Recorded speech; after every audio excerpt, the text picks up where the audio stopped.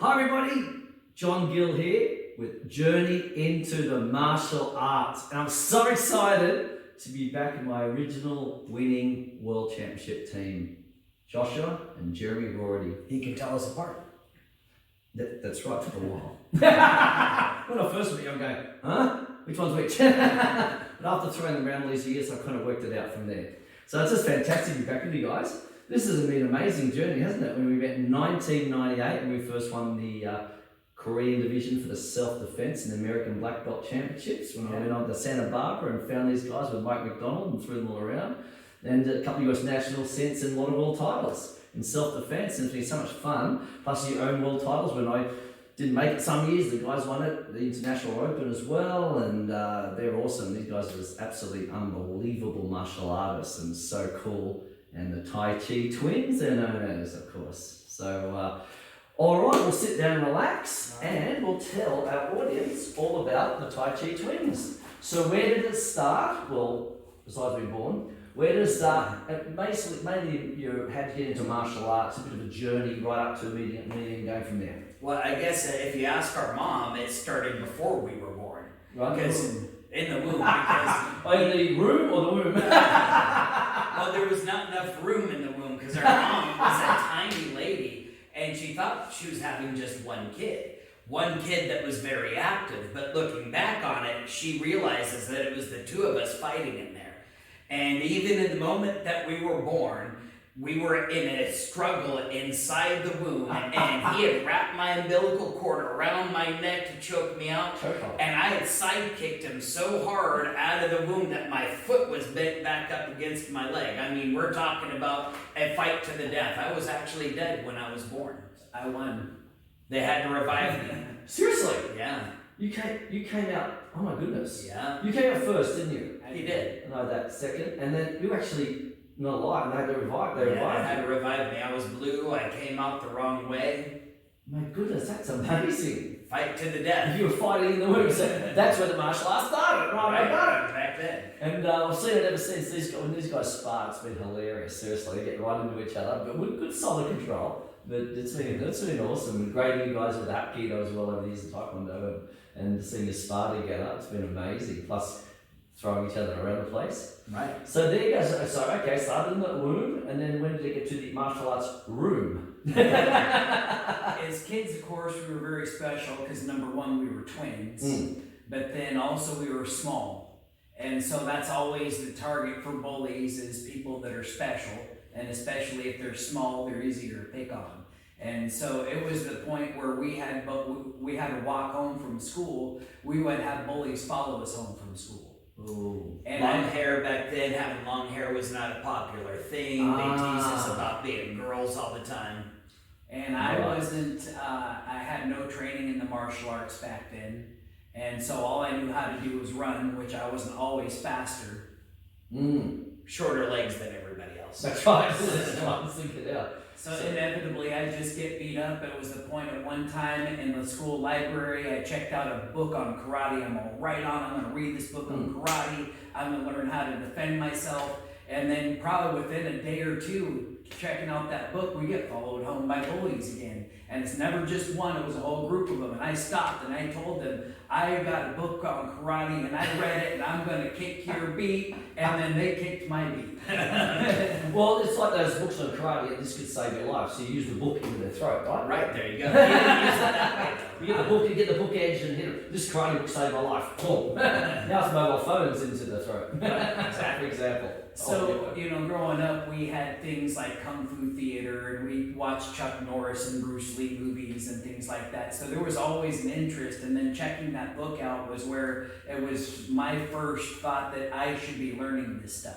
Trying to figure out from written and picture words how to recreate the motions with the body. It did give proper structure on how to make a fist. It talked about blocking and punching and basic kicking. I had the same thing in Kung Fu book when I was younger. I watched all the Bruce Lee movies. I had started judo at 11 for a couple of years, but it's amazing, isn't it? You'll go from the book and it's interesting. And so Yeah, where was your first experience in a traditional martial art class? Who was your first instructor? Do you remember your first lesson? Well, our friends Paul and John were involved in Danzanryu Jiu-Jitsu in Wairika and really being taught out of Fort Jones at the time. And my parents didn't have the kind of money to put me in martial arts classes, but their parents did. So they would show us things, and there was every once in a while that we had a chance to be a guest with them in the school and learning how to do the rolling and falling right then. And I just totally loved rolling and falling when we got into doing that. So that, there was probably, how old were you then? Remember your age? Pre-teens. Like 12, 13. And was Paul and John just lived in the same area in Wairika, right? Our best friends since we knew John when we first moved up in the area with our mom when we were 2, and Paul we met in kindergarten when we were 5, and they've been best friends ever since. Here I'm almost 50. That is amazing, isn't it? Yeah, we're probably going to have a barbecue this weekend for our birthday, and they'll be coming up, I hope. Look forward to seeing them again. Actually, it's been a while since I've seen them as well. But they are great guys as well. All these years we've been together and caught up with your great friends and also a great family. I must say, Diana and Jim and all their family, everything's fantastic. So it's been a pleasure to definitely know you guys since 1998. We've had so much fun together, haven't we? It's just been amazing. So going from Paul and John, I know you got right into Tai Chi. What was your first traditional class? Which instructor? First traditional martial art, I would say, would have to be wrestling in high school. Wrestling, right? Yeah, that was, and a lot of people don't think of wrestling as a martial art, but it is the basis of what people think of as jiu-jitsu now. Correct. And, my initial move that I had learned from Paul and John was the headlock hip throw. And I was devastated with that because I had bad balance and a heavy backpack, and I'd land on top of the guy. So the natural position to go to was now wrestling with the guy. So we had a state champion wrestling team. So we had one of the best coaches that Phoenix High School had seen in wrestling at that time. He still coaches there today sometimes. So I think that was traditionally our first formal martial art. And then it got into Steve Dube up in Grants Pass at Road Community College. We took it originally as a PE credit, and we saw that there was an early morning Tai Chi class. Just so happened that was the Tai Chi class. He had roots connected. Steve Dube. Steve Dube. And his instructor had roots in China to masters and grandmasters that he would bring over and do seminars with. George Hsu is a very well-known master in Tai Chi. He's been in various Tai Chi magazines. He teaches seminars all over the world. And he would go to China and he would find the best masters, the ones that he knew he could make a lot of money doing these seminars with. And he would pick that guy up and he would drag them all over the world. And one of those stops was Grants Pass, Oregon. It's a little armpit of Oregon. Had we picked another Tai Chi class, we might not have been involved in that. This was kind of our life guided to this point. Having an interest already, getting a taste of training, but still having that desire, and then here's that Tai Chi class, and especially watching those Kung Fu movies on Saturday mornings. Boy, Tai Chi is one of the strongest martial arts, so definitely you gotta learn that one. Right. Very important for the breathing and the relaxation. The power that you get from it. Tai Chi Chuan. So how old were you then when you did that? We were 19. 19. And before that was wrestling in high school and things like that. Yeah, and messing around with friends and Karate Kid movie and Kung Fu theater and having that interest, reading books, getting beat up all the time. Right. Yeah, because that was like me. I did a couple years of judo at 11. And then I ended up watching all the Bruce Lee movies, of course. And I lined up all my friends in year 7 in high school. I first got to high school, which was about 12 years old. And I had a big copy of Bruce Lee. So it was 1974 when I was in my first high school year. And I'd be copying Bruce, pretending to hit them, kicking them, just by watching Bruce. I had done judo, though. I was training in judo at the time, but the kicking side of it I just learned from just watching movies. And like I was pretty good at sport and different sports, football and cricket, so I was coordinated and everything. I started just naturally, it came naturally, to a point where they actually called me Fu, as in Kung Fu. Right. I think that was Fu in school. And then obviously when I left school, we got your driver's license and away we went. Because after hurting my knee in football, I got right into tennis very, very seriously. And then when I left school, obviously I had my driver's license, and then went to a traditional Taekwondo class, karate, different styles from there, and then ended up with Grandmaster Sun Sali, which is awesome, of course, and Hapkido Taekwondo. So so it's interesting how things happen. Yeah, almost like develop. guided. Yeah, that's right. Just fall into it, get the right people and the right instructors. So 19, that was at community college, was it? Yeah, and I eventually became the president of the Tai Chi club at that community college. So even though I didn't make a lot of money, this was a common thing throughout our life. Our parents struggled, but they always were able to give us some support. They always encouraged us, even though they didn't necessarily have money to help us out with things. So it was nice. By the time I became the president of the Tai Chi club, the college then had money to help people in the Tai Chi club. So they would pay for the travel and the training of these high-level masters that held on to the martial aspect of Tai Chi. And you're talking about these old guys, 60s, 70s, some of them 80s, who you could not move and push hands. You might remember our friend David Vogt. Yes. Huge guy, well over 6 feet, well over 300 pounds, big, mean-looking biker dude. Friendliest guy you'd ever meet. He's a big teddy bear. He was a good guy, yeah. But he could not move these tiny masters, and he would like bounce off of them like they were shocking him with electricity. I mean, with some very amazing high-level martial arts as our initial introduction to what martial arts is. Now that's interesting, because people think of Tai Chi as a... Tell us the difference between the slow and the Tai Chi Chuan, the martial aspect, the difference between what people think of China in the park compared to the martial aspect. What's the difference there and what has developed for you? They're both the same, but they're just not being shown totally. Right. So usually the ones that you see in the park, they kind of look like they're zombies out there. Maybe Steve would call that tofu tai chi. Tofu Tai Chi. And maybe they're not focusing on the martial side. It needs to have both. So even when you're doing your form, it should look martial. It should look like you're fighting somebody. Okay. But at the same time, the reason it's done so slow is that it's an internal art. There's so much going on in my internal movement to bring it out to my arms and legs that if it's done quickly, it's hard to be done correctly. And so you do it slow for correct movement, and then as you master that, you can make it faster. And within that is all the power, the speed that you're getting with your whole body doing the movement. So as an example, what our teacher would call tofu tai chi, this is what most people would be used to seeing, is this nice, slow, relaxed, fluid movement. And it looks pretty beautiful. Yeah. Very relaxed. And you can see it's meditative, but that's not real Tai Chi, that's the tofu Tai Chi. Real Tai Chi starts from here, and it's the entire body doing the movement. The hips and shoulders generating power. And that's really what Tai Chi is all about. If you look at commonly referred to as the yin-yang symbol, that is Tai Chi. It's the balance of soft and hard. Instead of tofu, Steve would talk about it should be like steel wrapped in cotton. You think I'm hitting you with a pillow, but then there's that solid So it's a really internal, what they call chi in Chinese and ki, Japanese, ki and chi. You work in that internal strength and power. Yeah, instead of the strength coming from the arms, it's coming from the whole body. Yes, that using your core. Yeah. That's the internal movement. It's coming from your core. This is your engine, is your stomach. And from there, it's going to drive all the power out to your legs, all the power out to the arms. And if it's all connected, there's the whole body being done in that movement. The origins of Tai Chi came from the Chen family village, which was visited by the Buddha Dharma, who is a famous guy who apparently traveled from India, all through China, all the way down into Thailand, spreading Buddhism and teaching martial arts. At that point, the Chen family village already studied a martial art called cannon fist. So you could imagine the power and explosiveness of this cannon fist form.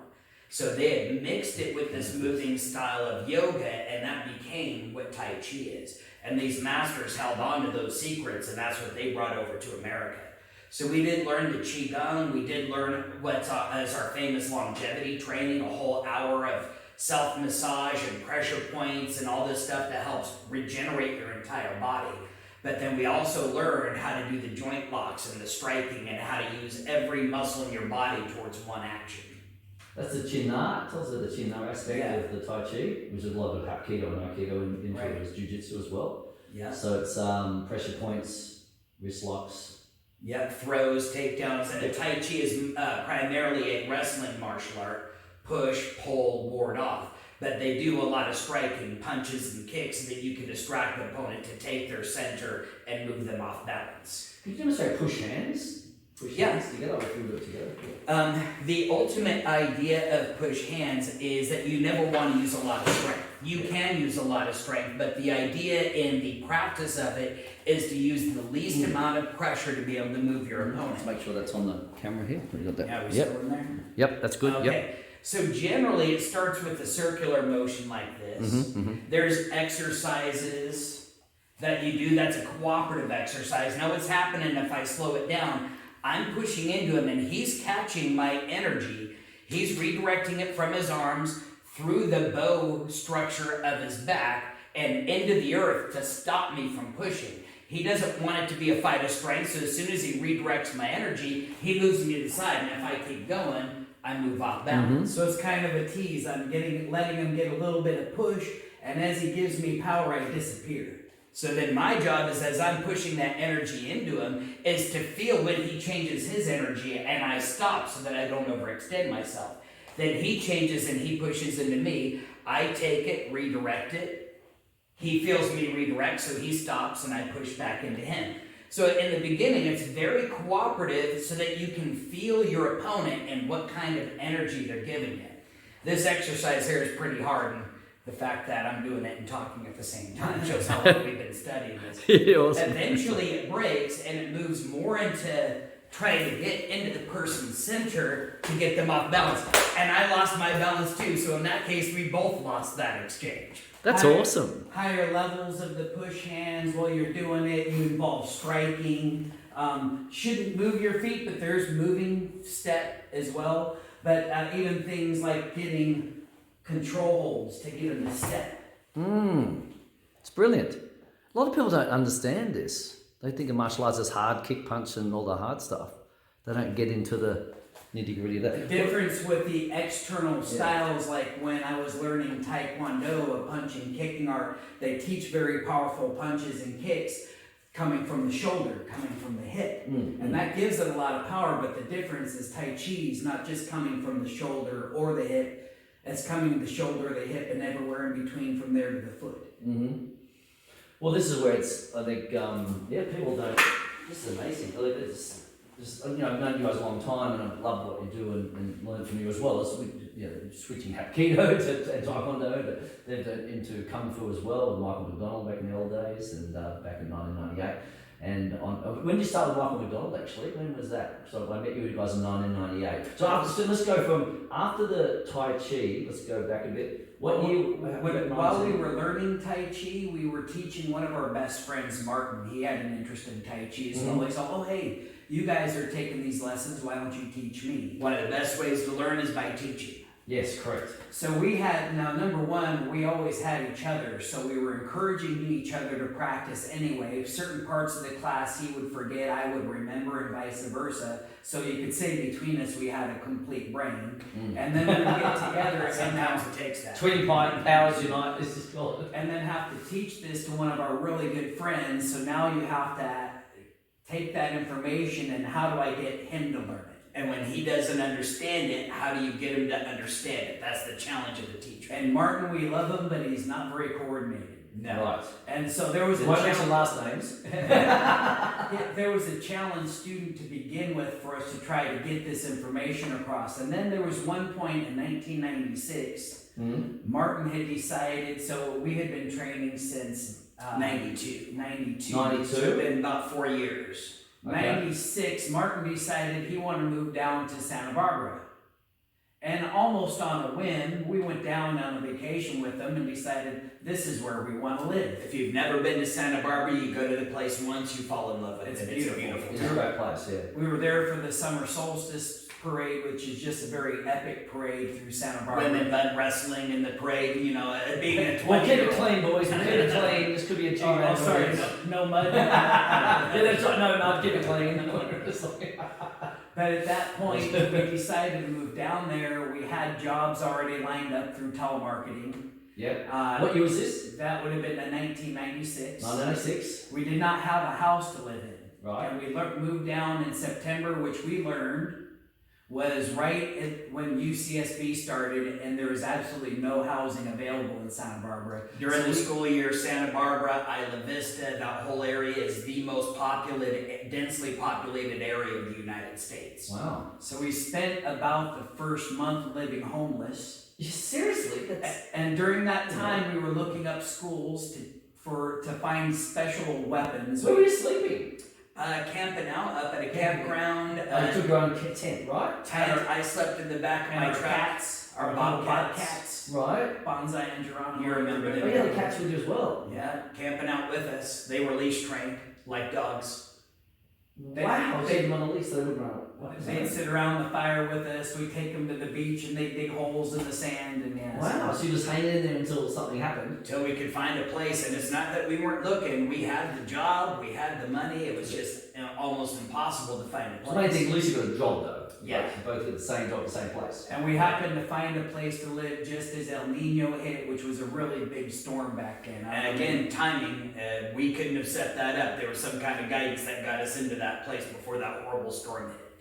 But Wow, so it would have been very difficult being homeless at that time, right? Yeah, living camping in tents camping with tents. torrential downpour, like Oh my sheets of goodness, you rain. just got something in time. Yes. Was that the place that I met you at, the same place? No, Or was it- no, different No, place? we lived in a few different places. Santa Barbara is very expensive and hard to live in, so we had several different places that we lived in while we were there. Right. But during that short time that we were homeless, we were doing search through martial arts schools in Santa Barbara. There was quite a few. And we were looking specifically for one that did supplies because we were looking for these weapons that we fell in love with, Mhm. which were tiger hook swords. So they were very specialized Chinese weapons. And we just love swords anyway. No, It's no. very cool looking swords. Go into their bedroom and there's like swords everywhere. Don't attack these guys for a number of reasons. They're martial arts skilled and they've got a lot of swords to defend themselves with. Don't need guns. That's right, I like that. No guns. I like that. That's good. But ultimately, that led us to the Santa Barbara Martial Arts Academy, which was Mike McDonald Yes. and one other instructor there at the time. Yeah. And so they just had a Tai Chi instructor there, maybe wasn't very good, but the lessons had stopped. So they were looking for another Tai Chi instructor. And so we came in looking for these swords. So why do you want to do these swords? What art do you do? Tai Chi? Hey, I'm looking for Tai Chi instructors. Here, show me what you can do. And so we gave him a little lesson, showed him a demonstration. He's like, hey, if you guys want to teach Tai Chi here, I'll bring you students. You can do whatever lessons you want for free. And any equipment you want, like these swords, I'll give them to you at cost. And we're all, that's a deal and a half. Of course, For a couple guys that didn't have a lot of money, you know? we weren't getting paid. However, that was something that we loved to do, and that's what now got us involved ever since we were kids and wanting to do this. Yes, and they did the Taekwondo and Kung Fu with Mike, right? We did And boxing, kung fu, everything. taekwondo, we did sambo. Big- Ultimately, our art was Tai Chi, and our journey this whole time has been trying to unlock the martial applications of Tai Chi. Got it. So as soon as we saw these opportunities to take on boxing and kung fu and kickboxing and sambo and taekwondo and then eventually hapkido, we started uncovering all these secrets. I got drawn into Taekwondo because Mike McDonald needed a Taekwondo instructor. And he had all these other classes, he was running the business, and so the instructor he had at the time was leaving, and he told me, I'll give you private lessons if you will teach these classes, which were mainly for kids. And you know, ever since I was a kid, watching these martial arts movies like Karate Kid, I didn't want to be Daniel. All my friends, oh yeah, Daniel, he won the tournament. I'm all, forget Daniel, he didn't know what he was doing. He's just a punk. Mr. Miyagi is where it's at. He was that mentor who was teaching him. And so at that point, I'm all, whoa, here's my opportunity. I can now become Mr. Miyagi. And Mr. so, Miyagi, steel wrapped in cotton. He looked like a very soft, kind individual, but when he needed to be iron, he could be iron. That's right. So, you know, there's this fantasized thing brought into my head from the movies that now I could maybe, you know, as a kid, you think, oh, that's a fantasy, that could never happen. But now I'm saying, this is starting to unfold. And so I threw myself into that training and teaching those classes and really getting into that child development in the martial arts, which is what the core of my business is now. It's amazing seeing all these people, kids and adults empower, get more confidence, isn't it? It's really satisfying as a teacher. And then about a year, it was about 1998, so it was about a year of training in Taekwondo. I tested for my Taekwondo black belt, which for me was kind of like, hey, I do Tai Chi, that is the most complex art there is in body movements and body mechanics. Mm-hmm. Going to something like Taekwondo was, at the time, seemed very simplistic, except for my movements were too internal. And so, you know, to have the It was very linear, very external. so that was my challenge there. And, you know, having my knowledge of my body, it was a very easy challenge to overcome. Yeah. But, and then, of course, that's what led us into doing tournaments like the American Black Belt Championships. And we were getting ready to compete in the Kung Fu division with our friends Quentin, our instructor Mike McDonald, and then my brother and myself, and we have a really awesome routine put together. We have video of it this day up on our website.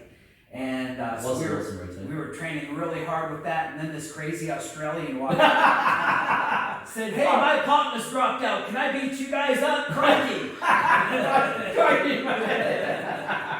Passionate Australian, not that crazy. That's all right. You've got to be crazy to survive this world at times, don't you guys? Right, I think so. Oh, and so you're going to have fun. But yeah, it was amazing, wasn't it? Because I went in and, to cut a long story short, you know, I was telling this guy, we were talking about this the other day, and I came to America to one of my students back in Australia, recommended a school east of LA, and I'm thinking east Sydney, Australia, which is not very far away, and I found out East LA was very far away. Jumped in a cab with a transvestite gay actor at the wheel. Not there's anything wrong with that.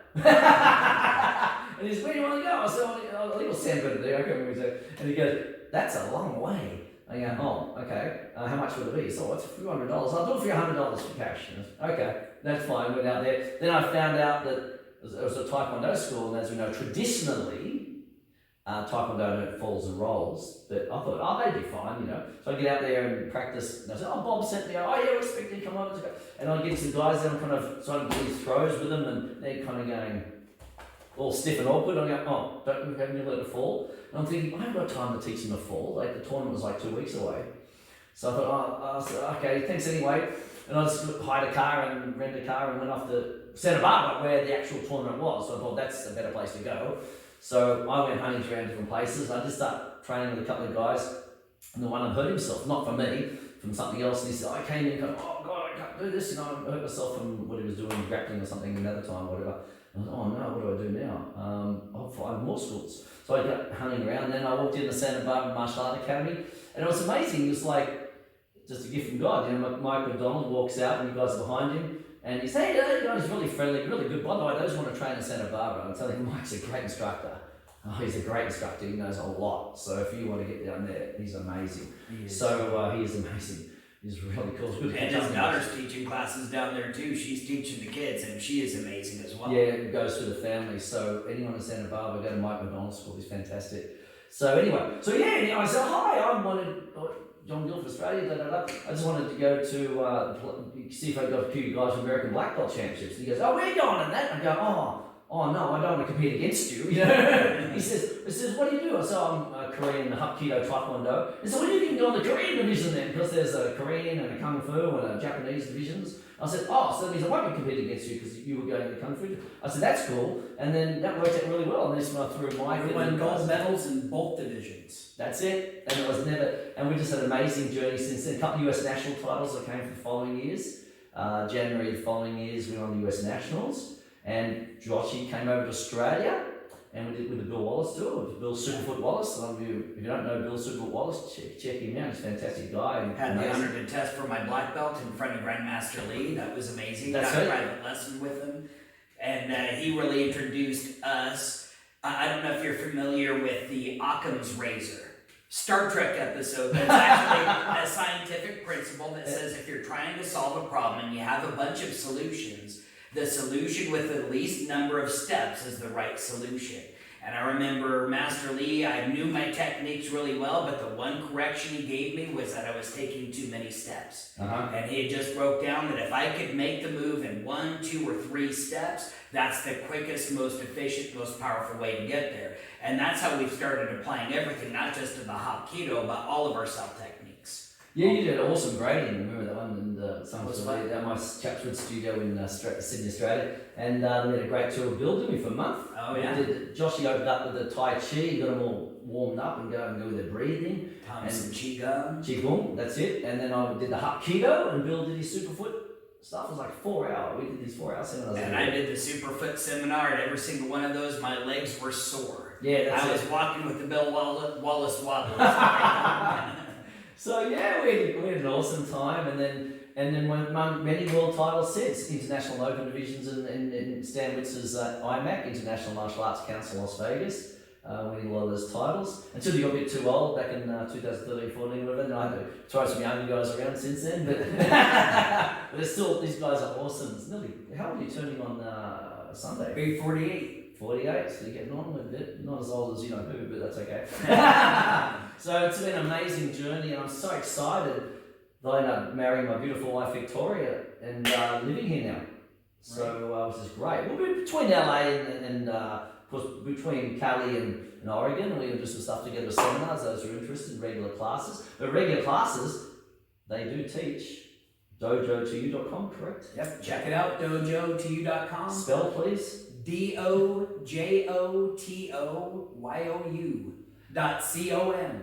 And tell us about the video series, because I'm serious.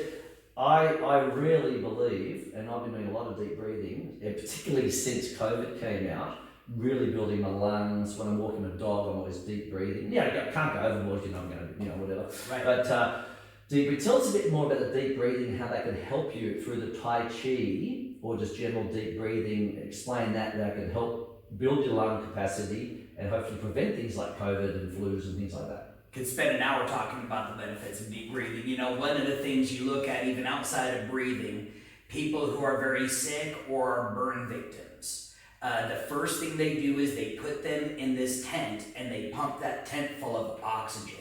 Oxygen in and of itself is a healing element. So just by utilizing your deep breathing and hyperoxygenating your blood, you speed up your body's healing processes. That in and of itself is an important factor of it. Right. On top of that, by practicing good deep breathing, you're stretching and strengthening all the muscles that help you breathe. Also, that stretching is helping you get more lung capacity. And so you have bigger, stronger lungs. And when you're breathing that way, that increased expansion of the lungs adds to compression on your organs, so it makes for a good internal organ massage. Especially when done with movement, there's ways that you can really get some good deep massage going that way. Internal massage, people don't even think of that. Yeah. When do you think of that? Your heart sits right between your lungs and your rib cage, so every time you take a really deep breath, it pushes your heart up against the rib cage and massages your heart. Most people, when they breathe, they use these intercostal muscles. They try to hold that stomach in because that's what Western society says your stomach should look like. But when you breathe in, your lungs will stretch a couple of inches down below your lungs if you let your stomach go out. And that will actually move your kidney by a couple of centimeters at least.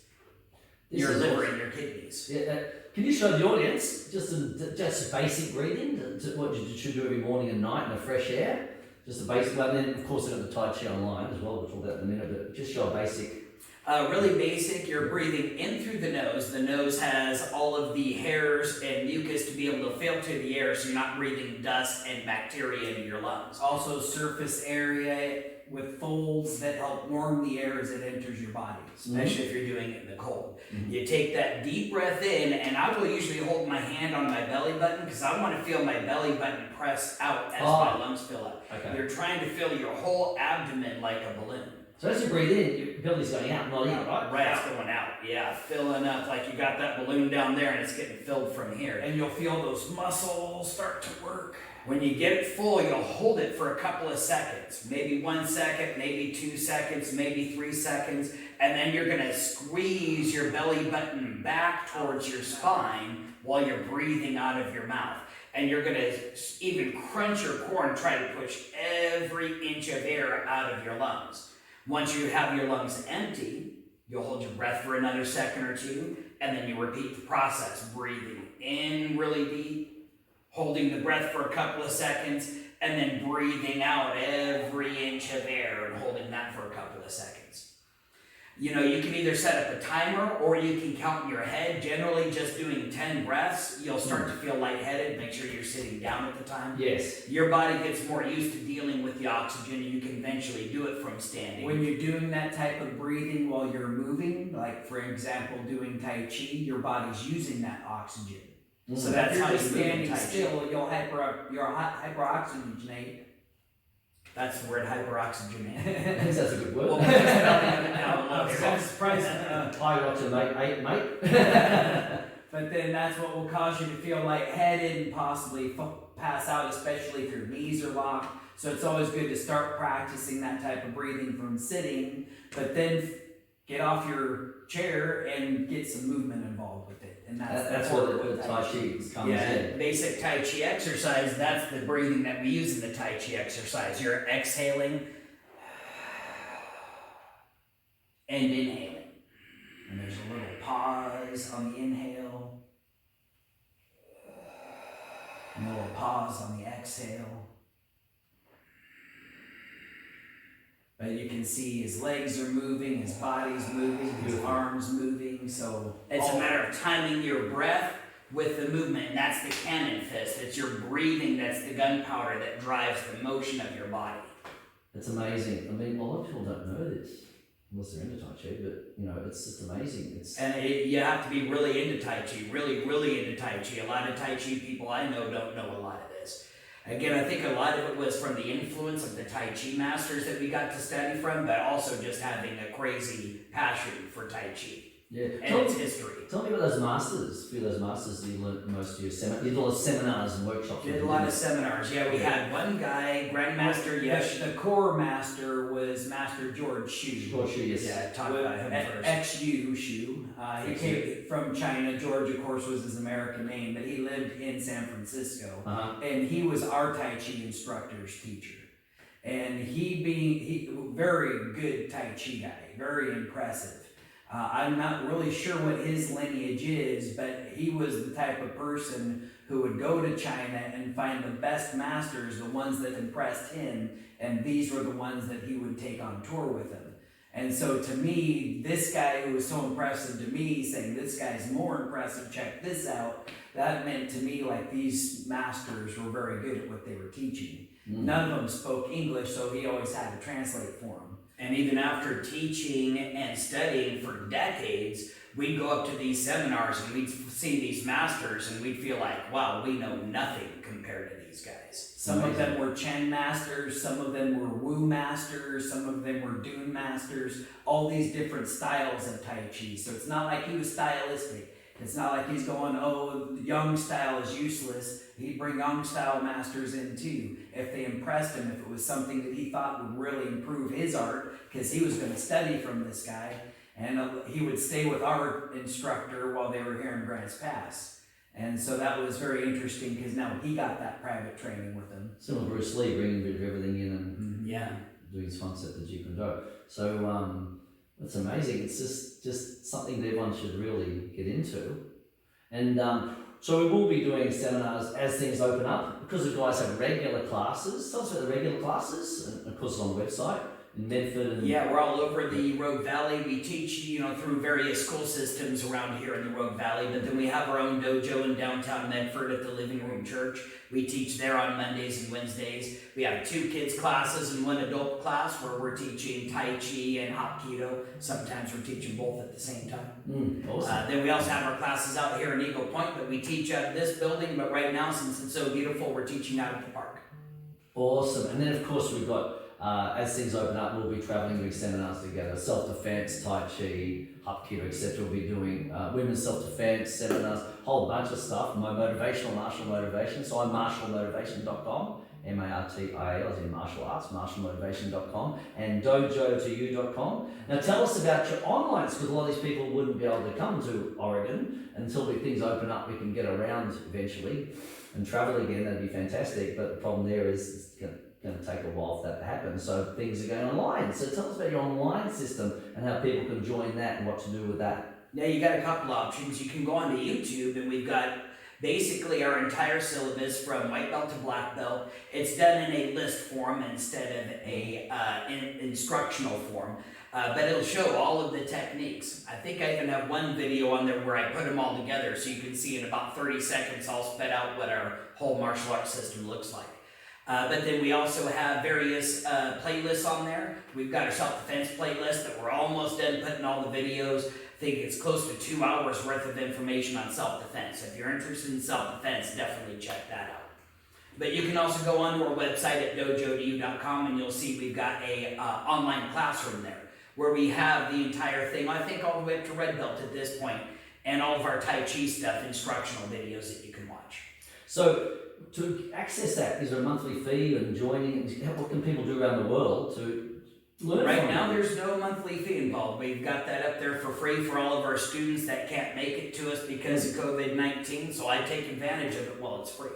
Because they're worth a lot more than I'm telling you. Yeah. So you are going to put a monthly membership eventually through Patreon and things like that? Is it? Yeah, through Thinkific, or we might just try to keep it connected to our website so our students don't have to jump around to a bunch of places. Okay, but if people wanted to, still learn this from a distance, it's still possible. Yeah, Tai Chi, absolutely. you want to learn from the best. It's hard to do things on video and from books. It's better if you have an instructor there, but if you have no other option, it's definitely a good option. And with our videos, we try to break everything down basic. We've got exercises that demonstrate everything that you can practice at home and follow along with. And ultimately, nothing beats having a good training partner.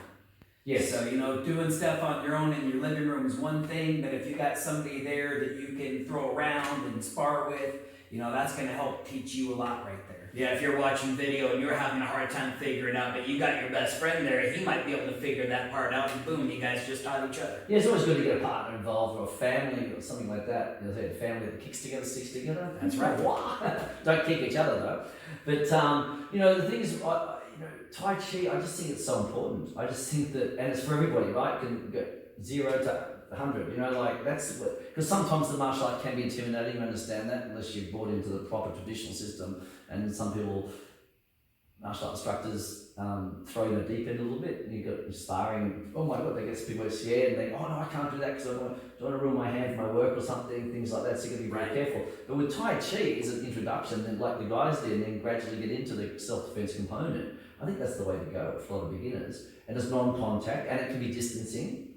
You can still learn from these guys on the YouTube and just general lessons. The thing is, you need an instructor. So what you're obviously planning on doing is to have the YouTube channel and everything else. But if you want a private lesson with them, you can organise that, or get your family together, or a group lesson on video if you can't come into obviously Oregon, Medford, Oregon, etc., and Eagle Point and everything. Then you can do that, book a lesson with the Tai Chi. If you have the money to fly us out to France, I'll go out to France. I'll take private lessons in the backyard. Well, that's true. Well, okay. Fun. Ultimately, you'll never be a great martial artist by reading books and watching movies, videos. Yeah. You have to have that physical contact. With the masters we had a chance to study from at the Tai Chi workshops, we actually got to touch them. They'd have us feel them do the movements, and you learn so much just by having that physical contact.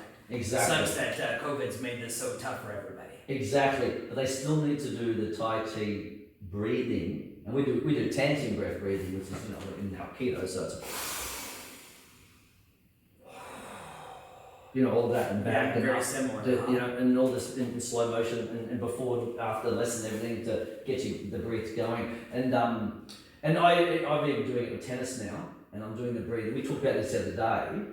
So I did do it before I played. So it's just stretching tennis, for example. I did my deep breathing, and during the match when things got a bit tough, and I felt great. I played really well too. So it really did help. So that tip, thank you, because that's going to help my tennis, because you know how passionate I am about that, and pickleball and spec tennis and all these paddle sports, all right? And like knife hand strikes and pickleball, things like that. And it's improving. And also I found the ki, as in Hapkido, and also Tai Chi, my internal strength. And I think I've got a lot of energy from my age, which is 59, so, you know what I mean? So that's where it's helped me personally, the internal strength as well, and also the focus and the concentration of the martial arts helps my tennis, pickleball and stick tennis as well. Yeah, well, and for sport, all the soccer that I've done, baseball, all these, you stretch. You stretch, your legs especially, but a lot of times there's upper body stretches. The one thing that they don't have you stretch is your breathing muscles. There you go. Taekwondo, boy, did we ever do stretching. Hapkido, we stretched our wrists, our shoulders, but in the Hapkido, we did the deep breathing, but it's not really done in the Taekwondo. Right. It's good to have, if you're going to be working out, right. if you're going to be putting yourself under physical stress, your body needs powerful lungs. And you hyperoxygenate your blood before you get started, your body will respond better. If you're stressed before a tournament, stretching your lungs releases endorphins that counteracts the adrenaline you're dealing with. If you're going to go through all the effort of getting flexible legs, you might as well have flexible breathing as well. Yeah, these guys are really cool, because before the tournaments, they'd be sitting there really calm. We're about to go on, and I'll be like a cage and I'll be walking around with, so that's just the way I've dealt with it. And we kept yelling at him, John, have a seat, relax. I'll be stretching and doing this, and they're just kind of sitting there really, Tai Chi cool. But it works, because I got my adrenaline going, you're really cool, you had your mindset right, as far as which grab was coming in, because it looks a lot easier than it really is, because we have to coordinate those movements. You can see it on YouTube, my YouTube channel, which is John Gill's Self-Defense and Martial Arts Instruction, and the guys on their YouTube channel. You can see he's throwing around and think, that looks easy. But it takes a bit of work, because you make sure someone doesn't come in too early or too late. And I think only once we had a problem when Josh hit his head on the side of the ISCA tournament, and that kind of, whoops, what do I do next? But generally it worked out really well. We coordinated everything. You come into him, hit him, throw him there. And because you can't wait too long because a real situation, they're not going to wait to throw. You've got to come in and so you kind of get in, redirect, push him in front of him or whatever. And we worked hard, and we deserved what we did with those titles. And thanks so much, guys. Right. It was just an amazing journey. We had so much fun, and more fun to come. All right. And you can be part of that too, ladies and gentlemen. So remember, dojo to you, as in TOYOU, dojou.com, and I'm martialmotivation.com, and also USA School of Self-Defense.com. Now I'm living here. And johngill.com.au back in Australia. Yeah, the ultimate goal is to get around when anything opens up. We'll do some video stuff, that's fine. People can still learn from that. But if you want a seminar near you, or some martial arts instructors may want to include Tai Chi. That's what we do with Hapkido. We have a bridging course for the general karate and taekwondo guys, right, as a bridging course, because already got the kicks down pat. Right. But to do all the joint, twists and wrist locks and things like that, and sweeping and lower kicks, to implement that into the system, so the taekwondo black belts have somewhere to go with Hapkido, for example, as the next level. Now Tai Chi, incorporating Tai Chi, wow, your martial arts schools, that'll really help you. So talk to the twins and get a seminar. Get them over and get a seminar happening, get the local people, because it's for everybody. You're going to get the senior market, which is mostly untapped in martial arts schools. You've got your kids, which are overwhelming at your school. You might have your handful of adults, because adults, they're working, they're taking care of the kids. They don't have a lot of time to put into that.